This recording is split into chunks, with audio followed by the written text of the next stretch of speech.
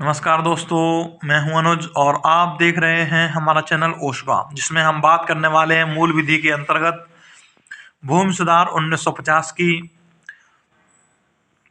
24 जनवरी 1951 को राष्ट्रपति की स्वीकृति मिली। 26 जनवरी 1951 को लागू हो गया।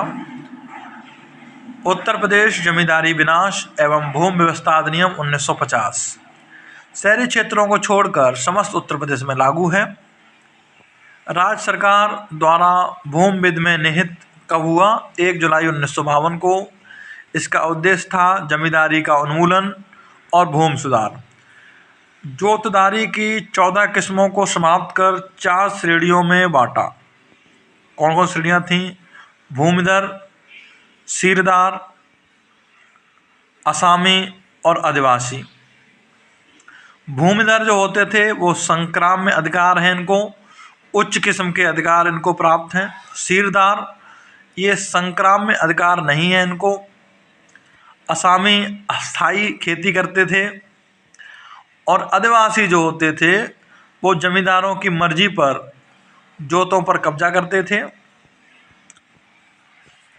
उत्तर प्रदेश भूमि सुधार संशोधन अधिनियम 1954 में आया। इसमें आदिवासी सीरदार हो गए तथा 1977 के संशोधन द्वारा सीरदार को भूमिधर बना दिया। भूमिधर 2 भागों में किए गए, एक संक्राम में और दूसरा असंक्राम में, तथा असामी वैसे ही रहने दिए गए। अब भूमि विध में 3 जोतदार हुए, संक्राम में, असंक्राम में और असामी। धारा 130 संक्राम में अधिकार वाला भूमिधर तीनों में श्रेष्ठ था। ये स्थायी था, वंशानुगामी था एवं संक्राम में था। अधिकार भूतपूर्व शाहमुय्यन काश्तकार जैसे ऐसे भूमिधर 3 तरीके के थे। धारा 131 असंक्राम में दूसरा मुख्य था, ये स्थायी होते थे, वंशानुगामी होते थे। ये 5 तरीके के होते थे। धारा 133 असामी तुच्छ किस्म के होते थे, ये छोटे कृषकों के प्रति लागू होते थे, वंशानुगामी परंतु स्थायी या संक्राम में नहीं थे। असामी अपनी भूमि अन्य व्यक्ति को लगान पर देने वाला हुआ करता था। असामी की हैसियत शिकमी काश्तकार जैसी हुआ करती थी। धारा 132 में ऐसी भूमि जिसे भूमिधारी अधिकार प्राप्त नहीं तो असामी। धारा 176 का गांव सभा का असामी 5 वर्ष के लिए 4 किस्म होती थी। सरकारी पट्टेदार की परवाह दी गई है धारा 133 का में। धारा 132 में भूमि जिन्हें भूमिधरी अधिकार प्राप्त नहीं है, जैसे चरागाह, सिंगाड़ा वाली भूमि।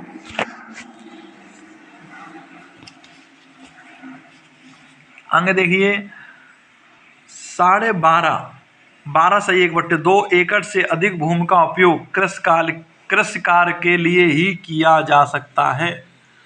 कलेक्टर को यह शक्ति होती है कि वह 3 वर्षों तक कृषि, बागवानी, पशुपालन के उपयोग में लगाई गई भूमि को पट्टे पर दे सकता है। किसी भूमिधर को भूमि में से खनिज निकालने का अधिकार नहीं है। धारा 143 में घोषणा पाने का अधिकार है। धारा 154 में 12.5 एकड़ पर प्रतिबंध। पहले की ली जाने वाली भूमि मिलाकर 12.5 एकड़ से अधिक नहीं होनी चाहिए। मतलब पहले की प्लस ली जाने वाली भूमि दोनों को मिलाकर के अगर 12.5 एकड़ से कम है तो कोई बात नहीं, अधिक नहीं होनी चाहिए।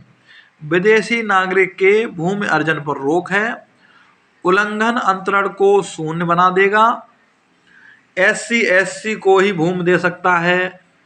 कलेक्टर की पूर्व आज्ञा से अंतरण SC के अतिरिक्त किसी व्यक्ति को किया जा सकता है। ST/ST को ही देगा, इसमें कलेक्टर की भी आज्ञा नहीं हो पाएगी। देखो, SC को ही देगा। अगर किसी और को देना चाहता है तो उससे पहले कलेक्टर की अनुमति लेनी पड़ेगी। ST को देगा, किसी और को देना चाहे कलेक्टर की आज्ञा से तो भी नहीं दे पाएगा। ये नियम बनाए गए हैं। चक्के टुकड़े करने पर रोक है। धारा 155 भोग बंधक पर रोक लगा दी गई है। धारा 156, 157 भूमि के पट्टे पर रोक है। धारा 161 विनिमय करने का अधिकार। धारा 169 में वसीयत का अधिकार। धारा 176-77 में विभाजन का अधिकार।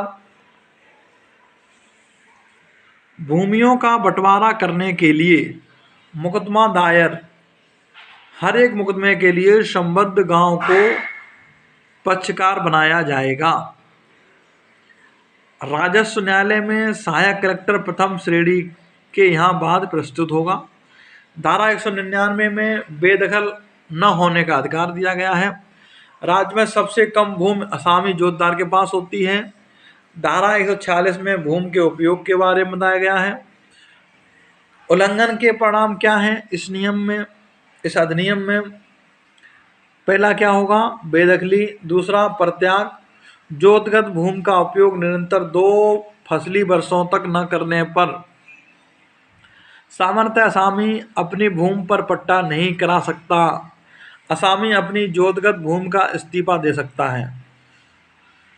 समर्पण संपूर्ण जोत का अंश नहीं है। आगे देखिए, बेदखली पर मौजूद फसल को हटा लेने का अधिकार है। बेदखली क्या होती है? अतिक्रमणी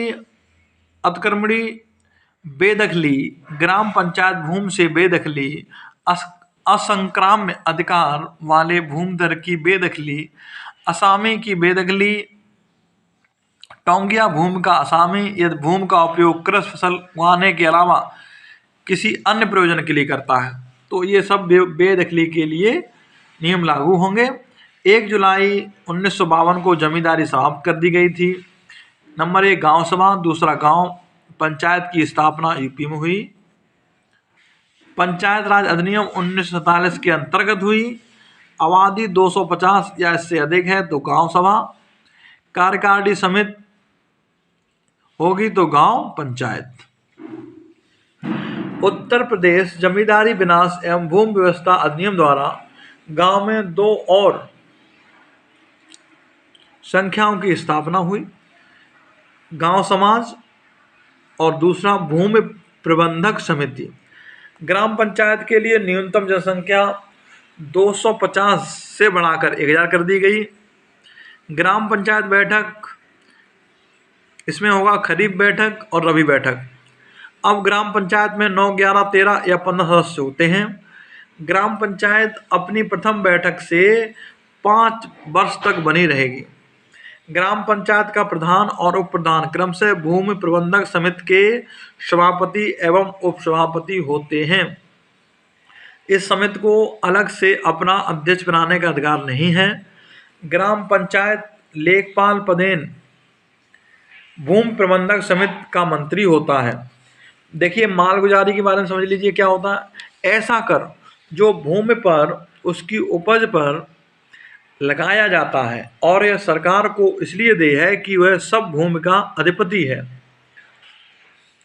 जमींदार जो भूमि कर जोतदारों से वसूलते थे उसे लगान कहा गया और जो सरकार को देते थे उसे मालगुजारी कहा गया। मालगुजारी के लिए वर्ष 1 जुलाई से शुरू होकर 30 जून को समाप्त हो जाता है। अर्थात मालगुजारी फसली वर्ष की ली जाती है। मालगुजारी के लगभग 1/2 भाग का भुगतान पहली किस्त खरीफ किस्त में और दूसरी किस्त रबी किस्त में किया जाता है। मालगुजारी बकाया देखिए क्या होता है। तहसील द्वारा प्रमाणित कराना होगा। वसूली राज्य सरकार करेगी। जिले की वसूली कौन करेगा? कलेक्टर। तहसील के स्तर पर तहसीलदार। मालगुजारी की वसूली अमीन द्वारा होगी। अमीन का पर्यवेक्षण सुपरविजन नायब तहसीलदार या तहसीलदार करेगा। श्रीमती सुशीला देवी बनाम उत्तर प्रदेश सरकार एवं अन्य। देखिए ये स्टडी केस है जो कि बकाये राजस्व की वसूली हमेशा जीवित जोतदार द्वारा ही की जा सकेगी। इस केस के द्वारा ये निर्णय दिया गया था, अगर राजस्व बकाया रह गया है तो उसकी वसूली आप तभी कर सकते हैं अगर जोतदार आपका जीवित है, तो अगर मर गया तो नहीं कर सकते। मालगुजारी बंदोबस्त क्या है? मूल बंदोबस्त 20 वर्षों के लिए होता है। पुनरीक्षण बंदोबस्त, पश्चिम बंगाल में चाय बागानों तथा कुक्कुट पालन केंद्रों को भूमि सुधार अधिनियम के प्रतिबंधों से छूट दी गई है। विधि के अनुसार देश का कोई भी किसान गुजरात राज्य में कृषि भूमि खरीद सकता है। दोस्तों यहीं इसको समाप्त करते हैं, फिर मिलेंगे एक नए अधिनियम के साथ। तब तक के लिए हंसते रहिए, मुस्कुराते रहिए। जय हिंद, जय भारत।